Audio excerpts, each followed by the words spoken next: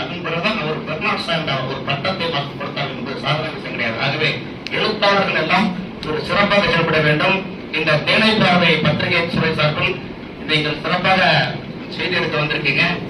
இன்னைக்கு தமிழ்நாட்டை பொறுத்த வரைக்கும் அரசியல் ஆளுங்கட்சிகள் எதிர்கட்சிகள் எதை நோக்கி செல்லுகின்றது என்றால் எல்லாம் நெல் கவனி புறப்பொழி என்ற இலக்கை நோக்கித்தான் அரசு நடந்து கொண்டிருக்கின்றன. தமிழ்நாட்டில் 8 கோடி மக்கள் இருக்கின்றார்கள்.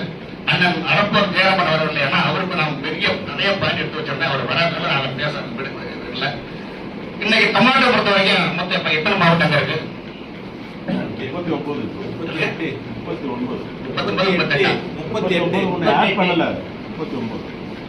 அரசு கட்சிலாம் சொல்றோம்.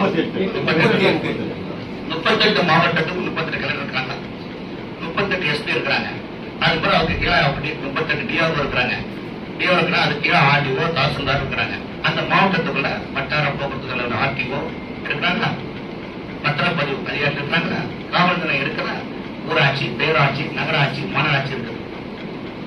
இந்த துறையில் எல்லாம் லஞ்சம் வாங்காமல் வாய்மையே வெல்லும் என்ற தமிழக அரசின் முத்திரைக்குட்பட்டு சத்தியமான சாவித்திரி போலையும் உத்தமர் காந்தி போலையும் சிறப்பாக மக்களுக்கான கோரிக்கைகளை மனுக்களை உண்முகத்தோடு பெற்று வாங்க என்ன வேணும் ஐயா பட்டா வேணும் பிடிங்க இந்த சீக்கிரம் பிடிங்க எங்கேயாவது ஒரு அளவுக்கு நீங்க அப்படி சொல்ல பாத்துக்கீங்களா? நீங்கள் செய்தவர் தானே.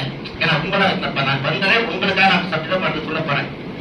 எங்கேயாவது ஒரு அலுவலகத்துல ஒரு காவல் நிலையத்திலயோ ஒரு வில்லேஜ் ஆபீஸ்லயோ ஒரு தால்சார் அலுவலகத்திலயோ ஒரு ஆர்டிஓ அலுவலகத்திலயோ ஒரு டிஆர்ஓ அலுவலகத்திலயோ ஒரு வட்டார போக்குவரத்து அலுவலகத்திலயோ ஒரு டோர்பரேட் டிபார்ட்மெண்டோ ஒரு ஊராட்சியோ ஒரு பேராட்சியோ ஒரு மாநகராட்சியோ ஒரு நகராட்சியோ ஒரு பத்திரப்பதிவு அலுவலகங்கள் எங்கேயாவது சென்று பணம் கொடுக்காமல் நான் காரியம் சாதித்தேன் என்று நீங்க யாராவது சொல்ல முடியுமா?